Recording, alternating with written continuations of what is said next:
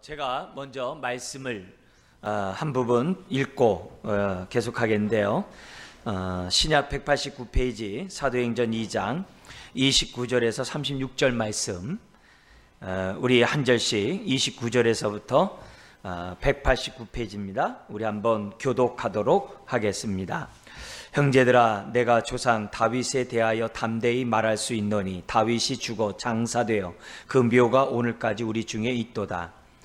그는 선지자라. 하나님이 이미 맹세하사 그 자손 중에서 한 사람을 그 위에 앉게 하리라 하심을 알고 미리 본고로 그리스도의 부활을 말하되 그가 음부에 버림이 되지 아니하고 그의 육신이 썩음을 당하지 아니하시리라 하더니 이 예수를 하나님이 살리신지라. 우리가 다 이의 증인이로다. 하나님이 오른손으로 예수를 높이심에 그가 약속하신 성령을 아버지께 받아서 너희가 보고 듣는 이것을 부어 주셨느니라. 다윗은 하늘에 올라가지 못하였으나 친히 말하여 이르되 주께서 내 주에게 말씀하시기를 내가 내 원수로 내 발등상이 되게 하기까지 너는 내 우편에 앉아 있으라 하셨도다 하였으니 그런즉 이스라엘 온 집은 확실히 알지니 너희가 십자가에 못 박은 이 예수를 하나님이 주와 그리스도가 되게 하셨느니라 하니라. 아멘. 아멘. 우리 지금 사도행전에 이제 성령이 오순절날 마가다락방에 임하는 이 사건 때문에 이제 천지가 이제 개벽하게 되죠. 이제 그런 가운데 이 일에 대해서 이 베드로가 사람들에게 이제 복음을 전하는 가운데 다윗이 예언한 그 부분을 인용해서 예수 그리스도의 십자가의 죽음과 부활에 대해서 지금 설명하고 있는 부분입니다. 여기 34절 다시 한번 보십시오. 다윗이 시편 110편에 지금 한 말씀이 거기 기록되어 있어요. 인용 구절이 있는데 다윗이 하늘에 올라가지 못하였으나 친히 말하여 이르되 시편 110편 1절인데요. 주께서 내 주에게 말씀하시기를. 앞에 주는 여호와 하나님, 뒤에 주는 예수 그리스도를 말해요. 그러니까 다윗이 그가 정말 이 하나님의 은혜 가운데 이 놀라운 이 비밀을 이제 발견하게 됩니다. 듣게 됩니다. 그 가운데 하나가 시편 110편 1절에 있는데 주께서 내 주에게 말씀하시기를. 성부 하나님이 성자 하나님에게 말씀하시기를, 그 말이에요.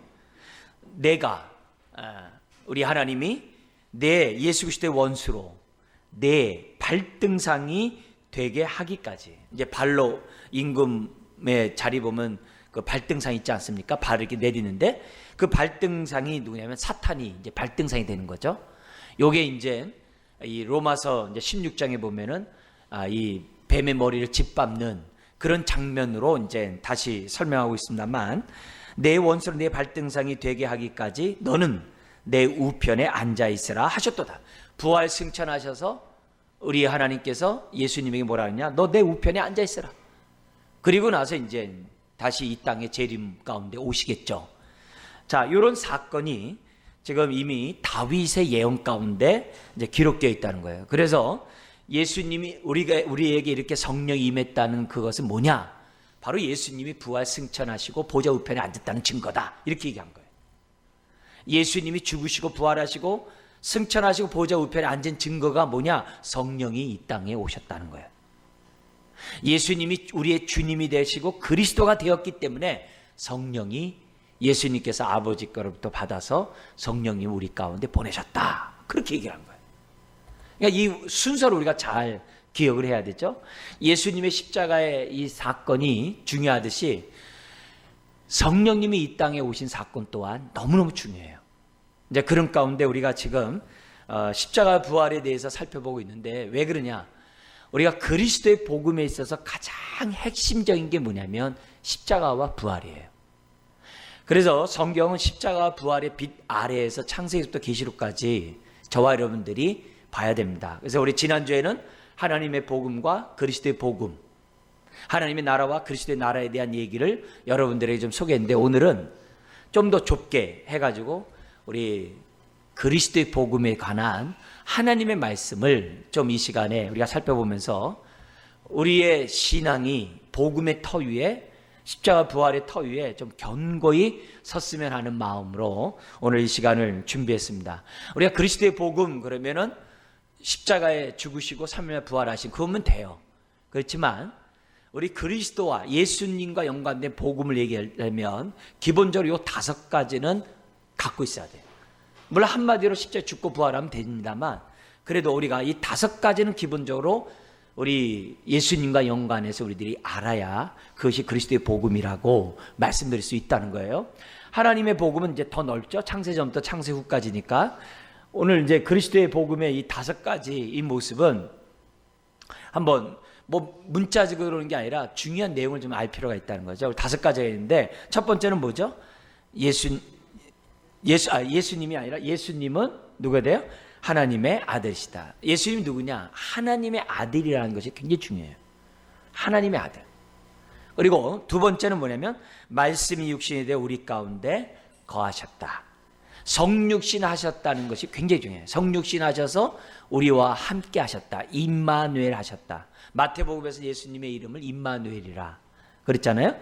그래서 예수님이 말씀이 육신이 되어 우리 가운데 거하신 분이라는 그 진리에 대해서 우리가 분명하게 알아야 돼요. 세 번째 한번 읽어볼까요? 십자가에 죽으시고 사흘 만에 부활하셨다. 그분이 우리의 대속제물이 되시는데 대속제물로 되신 것으로 끝나는 게 아니라 그분이 부활하셨다는 거예요. 그래서 이 부활이 너무나 중요해요. 십자가는 있는데 부활이 없으면 그거는 십자가가 아무 의미가 없는 거예요. 부활이 있을 때 십자가도 십자가답다는 것을 우리는 이해할 수 있거든요. 그다음 네 번째 읽겠습니다. 하늘 보좌 우편에 앉아 계시다가 재림하실 것이다. 물론 그 사이에 성령을 보내시다가 그죠? 성령님을 우리에게 보내주시고 훗날 재림하실 것이다. 이 성령에 관한 부분이 들어가면 더 정확하겠습니다만 어쨌든 그분이 보좌 우편에 앉아 계시다가 지금 뭐예요? 재림하실 것이다. 이게 네 번째예요. 이게 꼭 기억해야 될 부분이죠. 다섯 번째 한번 읽겠습니다. 참 하나님이시며 참 인간이시다.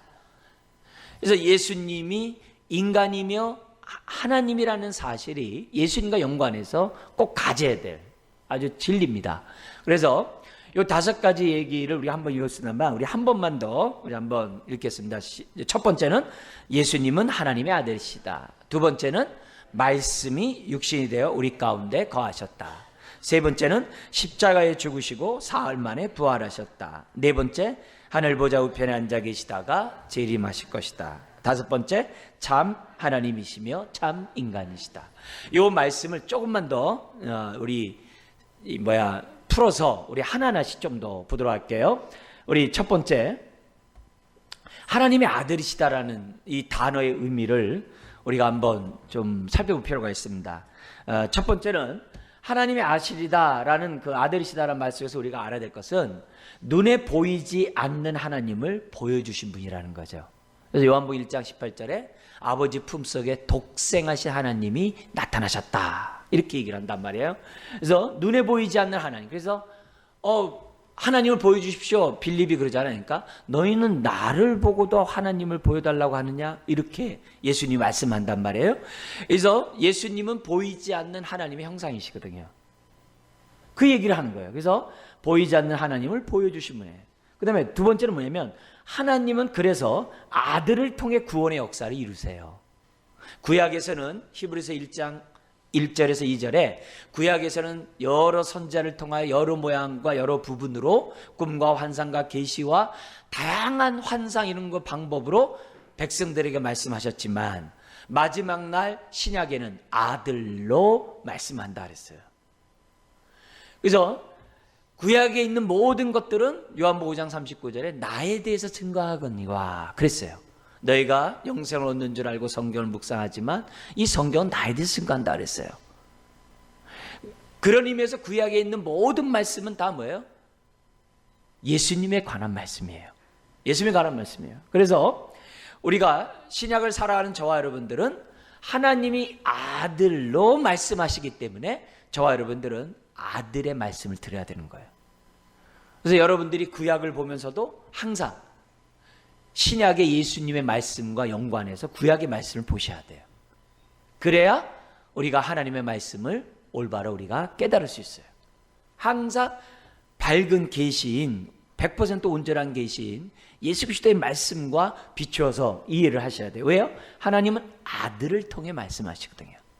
그게 그래서 이 하나님의 아들 속에는 세 번째 무슨 의미가 들어있냐면 한번 읽어볼까요? 하나님의 계시를 전달하시는 분이시다. 하나님의 뜻을, 하나님의 계시를 우리에게 전달하신다는 의미에서 하나님의 아들이란 뜻이에요. 여러분, 내 마음의 뜻을 누가 알겠어요? 내가 제일 알겠죠. 아버지의 마음을 누가 잘 알겠어요? 삼일체이신 우리 주님이 제일 잘 아시겠죠. 그래서 아버지의 뜻을 품고 아버지의 뜻을 가지고 또 가감없이 우리에게 말씀을, 계시 말씀을 전달하신 분이 바로 예수님이고 그분이 하나님의 아들이시다. 그러니까 하나님의 뜻은 하나님만이 전할 수 있다는 이 말이에요. 그래서 아들이 되셔야 돼요. 그리고 네 번째 우리 한번 읽어보자. 그래서 우리는 아들을 통해 하나님의 음성을 들어야 한다. 그래서 항상 예수님의 말씀에 비추어서 우리들이 하나님의 말씀을 이해하려고 하는 자세를 가져야 돼요.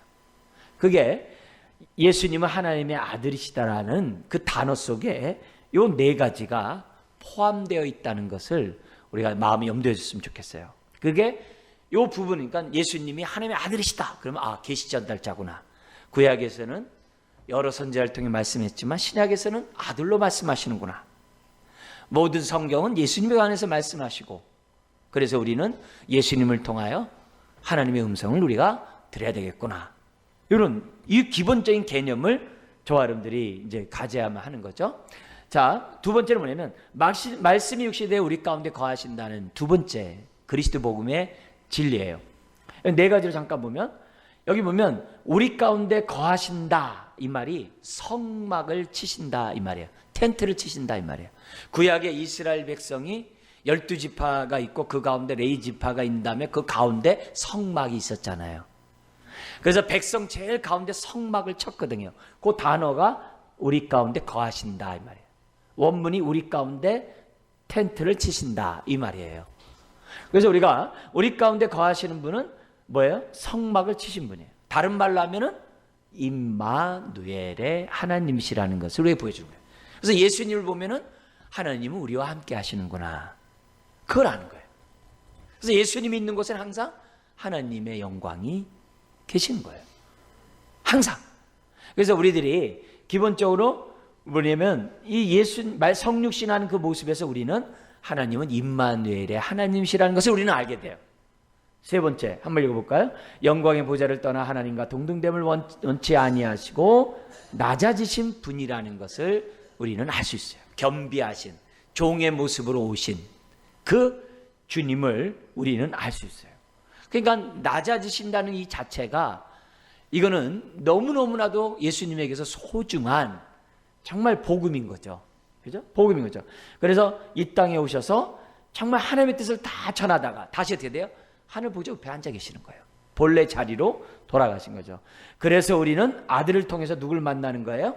하나님을 만날 수 있다. 그래서 예수님을 보면서 은혜와 진리가 충만하더라. 은혜와 진리가 충만하더라. 그래서 우리는 예수님을 통해서 하나님을 보는 거예요. 예수님을 통하여 하나님의 음성을 듣는 거예요. 그래서 항상 우리가 구약을 보더라도 정말 신약 어디를 보더라도 우리 서신서나 공동서신을 보더라도 항상 예수님과 연관해서 성경을 보는 눈이 돼야 돼요. 더 좁게 얘기하면은 십자가 부활의 빛 아래에서 성경을 보고자 해야 한다는 거죠. 세 번째, 그리스도의 복음의 세 번째 우리가 꼭 알아야 될 것이 뭐예요? 한번 읽어볼까요? 십자가에 죽으시고 사흘 만에 부활하셨다는 거예요. 이게 굉장히 중요하죠. 그럼 왜 주셨냐? 우리의 죄를 위해서. 왜 부활하셨냐? 우리를 죄 없다고 선언하시기 위해서. 예수 그리스도를 믿는 우리에게 너는 죄가 없다고 선언하시기 위해서 주님이 부활하신 거예요. 그래서 부활은 뭐냐? 뭘 증명되냐? 예수님은 죄가 없다는 게 증명된 거예요. 만약에 부활하지 않으면 예수님은 자신의 죄 때문에 죽은 거예요. 부활했기 때문에 예수님은 뭐예요? 대속의 죽음이 맞는 말이에요. 왜? 죄가 없음에도 불구하고 저와 여러분들을 위해서 대신 죽었다는 말이 부활함으로 증명이 된 거예요. 그뿐만 아니라 세 번째 뭐가 증명됐냐면은 생명의 주님인 것이 증명된 거예요. 죽음 아래 있지 아니하고 죽음을 깨뜨리고 다시 살아남으로 부활하심으로 예수님은 뭐 증명한 거예요? 생명의 주님이신 것이 증명됐기 때문에 예수 믿는 사람에게는 어디 있어요? 사망 권세 아래에서 더 이상 있을 이유가 없다는 거죠. 그 얘기를 하는 거예요. 그래서 4번 한번 읽어볼까요? 십자가 부활은 믿음의 기초가 되고 삶의 원동력이 된다. 그래서 믿음의 기초가 뭐예요? 예수님이 죽을 때 나도 죽었고 예수님 부활할 때 나도 부활했다라고 믿는 게 믿음이잖아요. 그게 믿음이에요. 그래서 믿음의 기초가 돼요. 삶의 원동력이 돼요. 날마다 십자가 앞에서 옛사람을 못 박아버리고 부활의 능력 가운데 새 사람을 덧입는 게 우리의 삶이잖아요. 그러니까 십자가 부활이 삶의 원동력이 되는 거죠. 굉장히 중요한 복음에 있어서의 그리스도 복음에서 아주 노른자위와 같은 그런 부분이죠. 그래서 우리 한 번만 더 보면 예수님이 3번 보면 예수님이 어떻게 돼요? 왜 하나님의 아들로서 육신을 입고 오셔야만 했는가? 왜 하나님이셔야만 하는가? 그 원인도 뭐예요? 죄가 없는 제물이 되어야 했기 때문에. 예수님이 죄가 없어야 대속의 죽음을 하잖아요. 그래야 그 죽음이 우리의 죄를 위한 죽음이 되는 거죠. 네 번째 볼게요. 한번 읽어볼까요? 하늘 보좌 우편에 앉아 계시다가 재림하실 것이다. 지금 주님은 부활한 것으로 끝나는 게 아니라 하나님 보좌 우편에 앉아 계시다는 사실을 우리들이 믿어야 돼요. 그리고 하늘 보좌 우편에서 어떤 일을 하느냐? 이 땅에서 행하셨던 3가지 직분을 하세요. 그러다가 때가 되면 재림하세요. 그래서 보좌 우편에 앉아 계시다가 재림하는데 죽고 부활하심으로 본래의 자리인 하나님 보좌 우편에, 즉 영광의 주님으로서 다시 등극했다고 알려져요. 그리고 지금도 하늘 보좌 우편에서 역사하고 계시는데 아까 뭐예요? 3가지 직분을 하세요. 이 땅에서 예수님의 3가지 직분이 뭐죠? 선지자로서 말씀을 전하셨고 제사장으로서 자신의 몸을 십자가에 죽게 하셨고 왕으로서 사망 권세를 깨뜨리신 분이에요. 하늘과 땅의 모든 권세를 갖고 계신 왕이셨어요. 하늘 보좌 우편에서 여전히 뭐 하세요? 3가지 직분을 하신다고 그래요. 지금도 성령님 우리에게 보내세요. 계속. 그래서 하나님의 말씀을 깨닫게 하시고 기억나고 생각나시도록 성령님을 계속 보내셔요. 그리고 제사장으로서 지금 뭐예요? 중보기도 계속 하세요. 보좌 우편에서. 저와 여러분들에서 계속 기도하세요. 그리고 왕으로서 세상을 지금도 어떻게 돼요? 통치하고 다스리고 계세요. 그러다가 때가 되면 어떻게 돼요? 다시금 재림하셔서 3번 읽겠습니다. 재림하시어 첫 번째는 구원의 완성과 함께 두 번째 심판을 행하세요. 우리에게는 구원의 완성이고 복음을 거절한 자에게 심판이 있다는 거죠. 그래서 네 번째, 그래서 십자가 부활을 믿는 모든 자들 역시 하늘 보좌 우편에 나중에 어떻게 돼요? 앉게 되고 불확실한 장래에 대한 두려움에서 우리들이 어떻게 돼요? 자유케 되는 거죠. 그래서 앞날이 어떻게 될까? 걱정할 이유가 없다는 거죠. 왜요? 오늘 우리가 주님과 함께 있는 사람은 나중에도 어떻게 돼요? 주님과 함께 보좌에 있을 것이 확실하니까. 그래서 주님이 보좌 우편에 앉아 계시는 것은 너무 중요한 사건이라는 거예요. 자, 5번째 한번 읽어볼까요? 참 하나님이시며 참 인간이시다. 이게 굉장히 중요해요. 참 인간 하나님이시기에 뭐가 없어요? 죄가 없고 죄가 없기에 뭐가 되세요? 대속 제물이 되는 거죠. 자기가 죄가 있으면서 내가 대신 죽을게 할 수는 없잖아요. 두 번째 한번 해볼까요? 참 인간이시기에 우리의 형편을 하시고 모든 시험을 다 담당하셨기에 시험 당하는 사람들을 능히 도우시라. 히브리서 2장 18절에 얘기하는 거죠.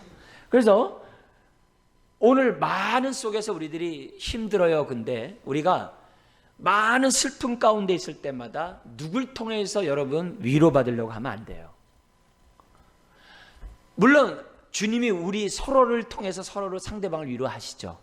그러나 사람을 통해서 위로한다 생각하지 말고 그 사람을 통해 주님이 위로한다는 생각을 가지셔야 돼요. 항상. 여러분도 마찬가지예요. 여러분이 남을 위로할 때 여러분이 위로한다 생각하면 안 돼요. 주님이 나를 통해 그 사람을 위로한다라는 생각을 가지셔야 돼요. 그거 안 가지면은 우리가 어떻게 돼요? 위로받는 사람이 계속 사람 의지예요. 계속 자기를 위로해달라고 그래요. 사람 보고. 그게 아니라 주님이 내 안에, 내가 주님 안에, 내 안에 계시는 그 주님을 바라보고 그 주님으로부터 나를 위로해 달라고 우리가 자생력을 가지고 일어서야 돼요. 이게 굉장히 중요한 부분이에요. 그래서 우리가 사람에게 내 마음 알아주지 못했다고 속상할 필요도 없어요. 네. 왜 나를 몰라주냐고, 왜 위로하지 않느냐고 그렇게 화날 필요도 없어요. 오히려 내가 나와 함께하는 주님을 못 보는 나에 대해서 화를 내야 한다고. 화를 내야 한다고. 누굴 탓하는 나를 화를 내야 한다고. 왜 내 신앙이 이 정도밖에 안 되는가. 그렇게 해야 돼요. 그래서 우리 주님이 참 인간이시기 때문에 우리의 모든 시험을 이미 다 겪으셨어요. 그래서 우리가 말씀을 통해 이런 걸 다 겪으셨구나.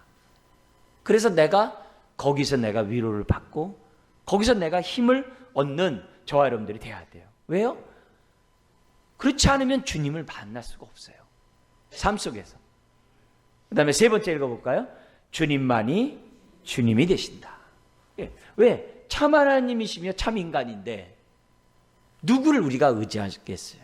누구를 우리가 따라가겠어요? 누구와 우리가 손잡고 가겠어요? 주님만이 없거든요. 그래서 우리는 그래서 우리가 예수님 앞에 어떻게 돼요? 오늘 나아가는 거예요. 보좌 앞에 보혈을 힘입어 나오는 거예요. 아까 찬송 불렀듯이 보좌 앞에 나오는 거예요. 그래서 우리가 은혜를 다시 한번 확인하고 그 은혜로 우리들이 살아가는 거예요. 그게 우리 신앙에 있어서 십자가 부활의 능력을 덧입는 가장 기본적인 요소예요. 그리고 이렇게 사는 사람은 우리 그리스도의 향기라는 주제와 연관해서 살펴본다면 다음 우리가 뭐냐면 이런 복음을 가지고 살아갈 때 우리는 어디 있든지 그리스도의 향기를 바라는데 다음 페이지 한번 볼까요? 우리가 십자가 부활의 능력의 삶의 예가 우리 지난주에 봤던 우리 요절을 다시 한번 보도록 하겠습니다. 시작. 항상 우리를 그리스도 안에서 이기게 하시고 우리로 말미암아 각지에서 그리스도를 아는 냄새를 나타내시는 하나님께 감사하라. 우리는 구원받는 자들에게나 망하는 자들에게나 하나님 앞에서 그리스도의 향기니라. 왜 우리에게 주님이 내 안에 내가 주님 안에 있는 이 하나의 축복을 주셨느냐? 나를 통해 그리스도의 향기가 드러나도록 하기 위해서. 그 얘기거든. 그래서 주님과 우리가 하나가 되면은 항상 승리하는, 항상 하나님의 향기를 나는 저와 여러분들이 된다는 거예요. 그래서 우리가 지난주에 두 가지 배웠죠. 다음 페이지 보면 어떤 상황에서요? 고린도후서 1장에서 1장 3절 11절에서 살소망이 끊어지는 그 고통 가운데 있어도 거기서 우리가 위로를 받고 그 상황 속에서도 십자가 부활을 우리가 붙잡고 있으면 그 속에서도 우리가 그리스도의 향기를 바랄 수 있는 저와 여러분들이 돼요. 그래서 내가 당한 이 아픔이 다 무의미한 게 없어요. 내가 겪은 이 아픔이 나와 똑같은 아픔을 겪고 있는 사람들에게 도움을 주는 생명의 향기가 되게 되어 있어요. 그러니까 여러분이 남보다 유별나게 어렵게 살았으면 유별난 은혜를 받을 수 있다는 것을 반대로 생각하셔야 돼요. 특별한 은혜를 내가 받은 자일 뿐만 아니라 받을 수 있다는 것을 아는 게 중요해요. 두 번째가 뭐냐면 고린도후서 1장 12절 2장 11절이 있는데 육체의 지혜로 할 수밖에 없는 상황에서도 하나님의 은혜로 맞대응을 해요. 왜냐하면 그 당시 고린도 교회가 바울을 막 비판하고 정죄하고 바울의 복음을 거절하고 막 그랬거든요. 바울을 아주 못살게 굴었거든요. 근데 그런 자들에 대해서도 바울이 어떻게 돼요? 육체대로 맞대응하지 않고 은혜로 대항을 해요. 그럴 때 그리스도의 향기에 바란다 그랬어요. 세 번째 한번 볼까요? 여기 보면 고린도서 4장 1절 15절인데 바울은 정말 어떻게든지 간에 말씀을 혼잡되게 전하지 않고 하나님의 말씀을 말씀대로 전하고자 노력했던 사람이에요. 정말 능력의 종이에요. 근데 바울은 의도적으로 예수님의 주되심만 전하는 게 아니라 자신의 종됨을 함께 이렇게 전해요. 여기 종됨을 전한다는 것은 뭐죠? 섬긴다는 거죠. 그러니까 우리에게 직분을 준 이유가 뭐예요? 그만큼 섬기라는 거죠. 그죠? 목사면 목사인 만큼, 장로면 장로의 만큼, 권사면 권사인 만큼 더 집사님들보다 더 섬기라는 거죠. 더 섬기라고 우리가 뭐냐면 준 거고. 그러면 더 섬김으로 뭐 한다는 거예요? 그리스도의 향기를 바라라고 말하는 거죠. 그러니까 그래서 바울은 무슨 얘기하냐면 고린도후서에서 사망은 나에게 생명은 너에게 그랬어요. 예수님이 그랬거든요. 사망은 나에게 생명은 너희들에게, 오늘 우리들에게. 그래서 우리들이 그리스도의 향기를 바라려고 한다면은 사망은 나에게 생명은 너에게 라는 주님의 그 마음을 우리들이 깨달아야 돼요. 근데 그걸 깨닫는 가장 좋은 자세가 뭐냐면 종됨을 전하는 모습이라는 것을 우리에게 보여줘요. 그러니까 그럼 이렇게 사느냐? 우리가 못 살죠. 그럼 왜 해가지고 정죄감을 줘요? 정죄감 주는 게 아니죠. 나는 못 사는데 예수님이 그렇게 사셨거든요.